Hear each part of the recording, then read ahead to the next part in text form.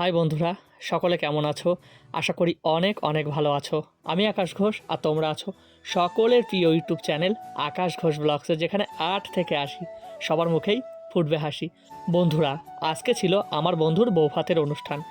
আর আগের দিন তো আমরা সবাই মিলে বরযাত্রী গিয়েছিলাম, আমি, আমার বন্ধুরা, আমার ভাই বোন সবাই মিলে। আজকে তারই বৌভাতের অনুষ্ঠান, মানে অঙ্কনের। আর সেখানে গিয়েই প্রথমে যেটা হয় সেটা হচ্ছে ছবি ওঠা। এখন ট্রেন্ডিংয়ে চলছে একটা ফটোশ্যুট, সেগুলোই তো প্রত্যেক বিয়ে বাড়িতে চলে, তার জন্যই সবাই ছবি ওঠায় ব্যস্ত। সামনে যা।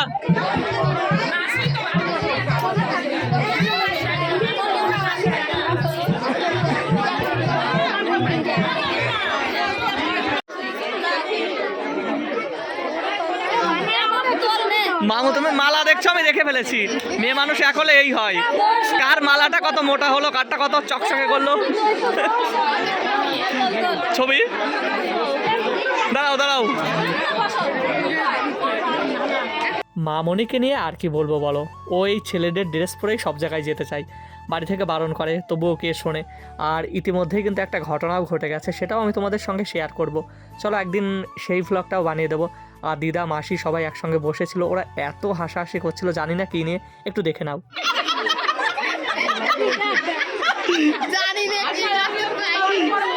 দীপ্তি কই? বাড়ি বাড়ি দেখলাম না তো। আরে নিজে যদি মনে হয় ভালো লাগছে, ভালো, কে কি বললো ওসব দেখে লাভ আছে বল। মেলাতে কি হয়, অনেক বন্ধু বান্ধবী একসঙ্গে হয়, কিন্তু তাদের সঙ্গে বেশি সময় কাটানো যায় না। আর বিয়ে বাড়িতে, কোনো অনুষ্ঠান বাড়িতে তার ব্যতিক্রম। আসলে কি হয়েছিল, মা তার পুরনো সব বন্ধু বান্ধবীদের একসঙ্গে পেয়েছে, বলছে একটা ছবি তুলে দে। আমিও মা, মাসি, মামিদের কয়েকটা ছবি তুলে দিলাম। গৌরব আজকে টেনশনে আছে, ওর বিয়ানটা এখনো আসেনি। কোথায় গেল রে গৌরব? যেরকম ছবি তোলার মানুষ, ছবি ওঠার মানুষও সেই রকম। এই যে বিয়ের গেটটা, এটাও সাজিয়েছে আমাদের যে ক্যাটারিং মালিক মোদাই মামা, তিনি। দেখো খুব সুন্দর লাগছে। কিন্তু আমরা আগের দিন রাত্রে, অনেক রাত পর্যন্ত, প্রায় 1টা পর্যন্ত সবাই মিলে বসে এই গেটটা সাজাচ্ছিলাম। শুধুমাত্র এই গেটটাই না, গেটের ভিতরের যে জায়গাটুকু আছে সেটুকু করেছিলাম। একটা ঘড়িও আনতে বলেছিলাম, আমারটা রনি নিয়ে নিয়েছে। চুড়ি নাকি? ও বললো যে আসছি 2 মিনিটের মধ্যে। এসে এই একদিনই কি ছবি ওঠার বলো ভাই? দাঁত বের কর, দাঁত না বের করলে ভালো হবে না বলো। দীপ্তির কথা নতুন করে কী বলবো, ও এসেই প্রথমে ফুচকার দিকে চলে এসেছে। আসলে ও ফুচকা, কফি, তারপরে আইসক্রিম এগুলো খেতে ভালোবাসে। আর তার সঙ্গে যেটা ভালোবাসে সেটা হচ্ছে নাচ করতে। ওই এসেই নাচ শুরু করে দিয়েছে। আর হ্যাঁ, একটা ব্যাপার ঘটেছিল, ওরা সবাই মিলে না, বন্ধু বান্ধবী, তারপরে মামি, সবাই মিলে একটা নাচ বাড়ি থেকে নাকি প্র্যাকটিস করেছিল, সেটাই ওখানে নাচবে বলে। দেখো ভাবো কাণ্ড, যদি অনুষ্ঠান হতো তবে একরকম ব্যাপার, কিন্তু বিয়ে বাড়িতে নাচবে বলে সবাই মিলে একটা গানের নাচ ওরা অনুশীলন করেছে, আর সেটাই এখানে এসে নাচছিল।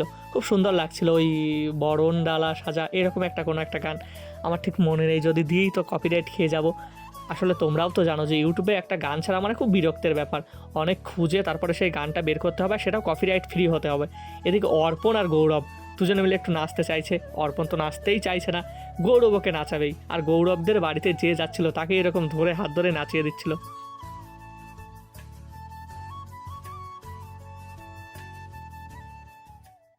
আমাকে রেখে বসে বললি দীপ্তি, এই কাজটা ভালো করলি না।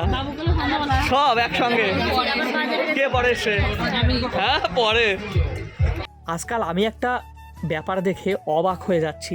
আমি যেদিন বিয়ে বাড়িতে গিয়েছিলাম, মানে আমরা যেদিন বরযাত্রীতে গিয়েছিলাম, সেদিনও এই গানটাই বাজছিল, তাও বারবার করে। আর আজকেও তাই। আজকের দিনে একটা বাংলা গানে নাচা মানে কি বলবো, মানে বাংলা গান নেই যে গানটায় নাচা যায়, কিন্তু এই গানটা, ওই শ্বশুরবাড়ি জিন্দাবাদ বইয়ে বুম্বাদার একটা অভিনীত গান, সেই গানটাতে মানে এখনও আজকের দিনেও আমাদের গ্রামগঞ্জে এই গানটাতে সবাই নাচছে। ওই চোখ তুলে দেখো না কে এসেছে, এই গানটা আমার ভাবতেও অবাক লাগছে। মানে এত পুরনো একটা গান, শুধুমাত্র এখন বাংলা গান বলতে এই একটা গান, আর কিছু ভোজপুরি গান আছে সেইগুলোতেই। তাছাড়া কিন্তু নাচের গান বলিউডেও তেমন একটা নেই। দরকার ইঁচড়টা কি? ইঁচড়ের কেন? ওই এসে থেকে কি গল্প দিচ্ছে ভাই? ইঁচড়টা দিছি ভাই, ইঁচড়টা দিছি। ইঁচড়টা কই? ইঁচড়টা কই রে? এ আমার আছে রে। শোন, আমি এই প্রথম মনে হয় যে ক্যাটারিং করে এত রাত্রে খাইনি, 1টা বাজে প্রায়। ক্যাটারিং করলেও 12টার সময় আমরা খেয়ে নিই। এত চাপ ছিল যে আমার 1টার দিকে বসতে হচ্ছে। আর কি বলবি বল? বরকে ডাক দেবো। বরের ভাই এখানে, বরের ভাই তো এখানে, ভাইকে কিছু বল। আবার সেই চিকেন আর ফ্রাইড রাইস হলো কি রনি দেখছিস যে কবে হবে? পল্লব কি করি বল? কালকে বুঝলি অঙ্কিতা, ও কিন্তু এইসবই ভাবছে যে আমার 7,000-8,000 টাকা চলে গেল। না না, তুই এত খেলি, অত খাওয়া দেখাতে নেই। সবাই বলবে তোর এই শরীরে এত কি করে খেলি। কোথায় বসেছিস? উঠেছে কি? হ্যাঁ উঠেছে।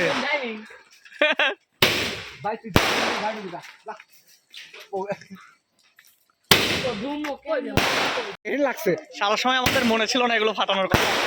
এখন কত বাজে? 1:30 বাজে। 1:30টা পরে শেষ, আরো আছে। গৌরবের কি গরম লেগে গেছে? প্রচন্ড না? লাইটের ব্যাগ কই? যাদের হবে না তারা ওখান থেকে বসে, বুঝলি? কোন লাইটে? আমাদের লাইটের। কোথায় যাবি? ভিডিও করছিস নাকি? হ্যাঁ তুমি এখন ভিডিও করো। আমার বলার সময় না, এখন ভিডিও করিস। এই ওই দিন খেলা ছিল না এই রনি? অসহায় দুটো ছেলে চলছিল না, ওর জন্য আমার সমস্যায় পড়ে যাওয়া কোনটা বল? না ওটা তোর লেখা কি? হ্যাঁ মানে লোক ধরবে না, নিজের লেখা নিজের সুর। নিজের লেখা নিজের মতোই বল দে বল। আমার এখন মনে নেই ভাই। নিজের লেখা গল্প নিজে মনে নেই? অনেক গল্প করে গিয়ে অনেক লিখেছিস। সেগুলো ভালোই। পারিস নি, এবার দুটো হবে, তিনটে হবে। কি সকালে আলো লেবু জল দে রে। এইবার ঠিক ধরেছে, এইবার ঠিক। ও যেটা বললো সেটাই। না না, এই সকালে আলো। আমার তো আজকে বৃহস্পতিবার, আজকে বৃহস্পতিবার তো না না, আজকে হচ্ছে আমার বোনের বিবাহ বার্ষিকী। মানে যদি দিনের হিসাবে ধরা যায় ওখানে যেতে হবে, দীঘা যেতে পারবো কিনা। কালকে রনির খেলা আছে 3:15 কি 20 থেকে, 3:30 ধরলাম।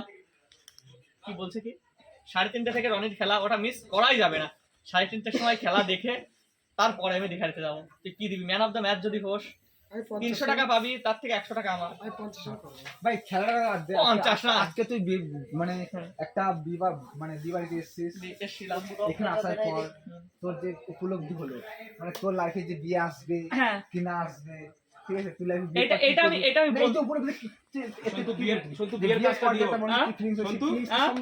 ফটোগ্রাফার হিসেবে বিয়ের কাজটা দিও। কি বলছে তো ছেলে কিংবা মেয়ে যারা হয় তাকে ফটোগ্রাফি শেখাস।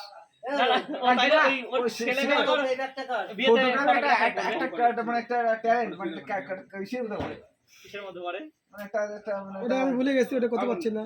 বাংলা আছে বলতে, ইংলিশে বলতে ইংলিশে সত্যি সত্যি হচ্ছে অরূপ আমাদের গ্রামের ছিল, আমার ভাই। আমাদের গ্রামের ছিল, একদম আমাদের ভাই। মানে আমাদের ভাই আমাদের সঙ্গে খেলাধুলা ভালো ভালো ছবি তোলে। আমি এতদিন ভাবছিলাম যে ক্যাটারিং করতে প্রথমে আমাদের সঙ্গে, তারপর আস্তে আস্তে এই লাইনে ঢুকে যায়। ভাবছিলাম যে কেমন কি পারে কি না পারে, কিন্তু আজকে দেখলাম হাতের কাজ যথেষ্ট ভালো, যথেষ্ট। আর জল দিয়ে ভিজে ভিজে দেওয়া অবস্থা। হ্যাঁ কি করেছে দেখো, কাকের ছাই হয়ে যায়, মাথাটা কাকের বাসা করে ফেলেছে। দেখছিলাম ওই পিছন থেকে জল মারছে, হ্যাঁ বোতলে ফুটো করে মূর্তিতে। হ্যাঁ খুব সুন্দর, ওই তোর আমার ভালো লেগেছিল। তুই শুধু বল যে তোরা টপিক শেষ করছিস। আমার বিয়ে নিয়ে টপিকটা ছিল। বিয়ে নিয়ে তোর যে প্ল্যানটা কি, মানে এই যে অঙ্কুশ হলো এরপর তোর যে নেক্সট তো মানে আমি বলছি আমি সরস্বতী পুজোর দিন থেকে, এটা সত্যি কথা, সরস্বতী পুজোর দিন থেকে আমি ভোর 3টার সময় ঘুমাই, আর 5টা 5:30টার দিকে ঘুম ভেঙে যায়। ওই 2.5 ঘন্টা 3 ঘন্টা ঘুমাই। যদি চোখের নিচে দেখতি তো বুঝতে পারতি। এবার দেখা না এখন দেখবি কি, কারণ মেকআপ করে আছি। এইবার খাওয়ার কথা শোন। 2 দিন আমার খুব 2-1 দিন হয়তো বললাম যে খুব অসুবিধা হচ্ছিল, খুব ঠান্ডা লেগেছিল, তখন অ্যালার্জির ওষুধ দেয়, বড়ি দেয়। ওই অ্যালার্জির বড়ি খেয়ে তাই আমি ওই 2 দিন ঘুমিয়েছিলাম। যদি সরস্বতী পুজোর দিন থেকে আজকের দিন পর্যন্ত ধরিস, কটা দিন হয় আমি জানি না, এই প্রত্যেকটা দিন আমার রুটিনে 3টে থেকে 5:30 6টা, তারপরে উঠে গেছি, কোনো ঘুম হয়নি। আড়াই ঘন্টা। সত্যি সত্যি একদম টিকটিকি রেখেছে। টিকটিকি রেখেছে, আমার মনের কথা বলে দিয়েছি। 5:30টার সময় উঠে বাথরুম করে আবার না না না, তারপরে মোবাইল, তারপর একটা বই কিনেছি মৌসুম মজুমদারের, ওইটা লাইফ শেষ। তবে উঠে দাঁড়ালাম, কালকে থেকে আরো ভালো ভালো ব্লগ আসবে, আমি কথা দিচ্ছি। নতুন নতুন করে জীবনটা শুরু করব। ব্লগটা সবার সম্পর্ক হয়। এবার আমরা চাই যে তোমার এই যে বিয়ে হচ্ছে, বিয়ের সময় তোমার মানে করছো, এটার পরে যে তোমার নিজের বিবাহ সম্পর্কে, না তোমার বিবাহ সম্পর্কে আমাদের কিছু একটা মানে ব্লগ দিয়ে, যে তোমার বিয়ে সম্পর্কে কি আছে। অবশ্যই দেবো, আমার ব্লগ যদি করি এরপরে এর বিয়ের পরে তোমার যে আক্ষেপ বা বন্ধু নিয়ে আক্ষেপ বিয়ে কি, আমারও বিয়ে হবে, আমার কষ্ট হচ্ছে না, এরকম একটা হয়ে গেছে না। আমি আরো টাইম চাই, মানে যখন গাড়িতে, যখন আমি বলছি যখন ওই ক্যামেরাটা হয়, যেটা অরূপ করছিল, অবশ্যই অরূপকে রাখবো। আর ক্যামেরাটা যে পাই, ওটা আমার বিয়ের ক্যামেরা, মানে আমার বউয়ের ছবি আমি নিজেই তুলবো।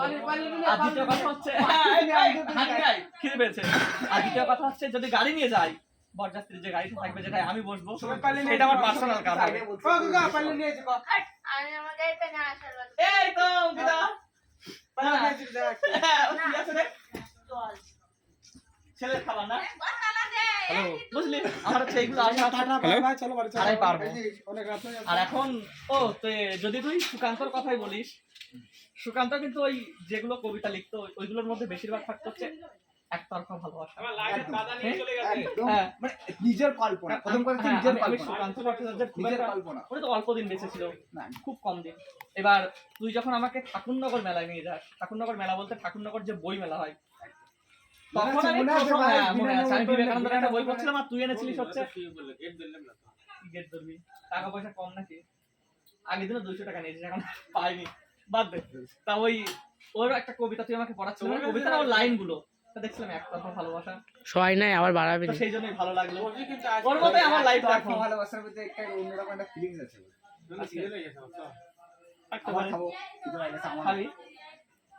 আজকে দুপুরে ক্যাটারিং ছিল, দুপুরে ক্যাটারিং করে আমি, রনি, বিজু, মলয়দা সবাই ক্যাটারিং করে তারপরে এসেছি। আসার পরে এখানে তো খিদে পাচ্ছিল না, তারপরে এত বড় ব্লগ সবে খেলাম। 5 মিনিট আমি এগুলো পুরোটাই রাখবো, মানে এই যে একটা মুহূর্ত, এই মুহূর্তটা আর পাবো না। কেউ দেখলো না দেখলো সেটা আমার বড় কথা না, এই যে থেকে গেল ব্যাপারটা, এই যে এই কয়েকজন ছিলাম, এগুলোই তো দেখার নাকি, বল বন্ধু বল।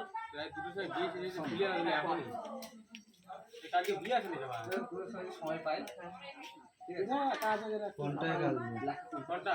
না শোনাবি, লেখা ভালো। আমি কিন্তু আমার নিজের অনেক গল্প লেখা আছে, দেখতে পারি ডায়েরিতে লেখা আছে, ডায়েরিতে খাতা আছে, খাতাতে লেখা আছে, লেখা অবশ্যই ভালো। এখন শেষ, এখনই শেষ। তুই যখন এই বন্ধ করো, কাজ শেষ, মাল গোছানো রেডি থাকবে, যতটা এগিয়ে করে এরা। তুই যখন তুই দেখা গেল খুব ভালো পড়াশোনা, না না আমি বলছি খুব না আমি সেটা বলছি, তোর আমি আচ্ছা আমি দেখা গেল খুব ভালো পড়াশোনায়, মানে পরীক্ষায় ফার্স্ট হই, ওইগুলো কিন্তু দেখ তুই একটা বই থেকে পড়ছিস, সেইটাই গিয়ে লিখছিস, তাই তো।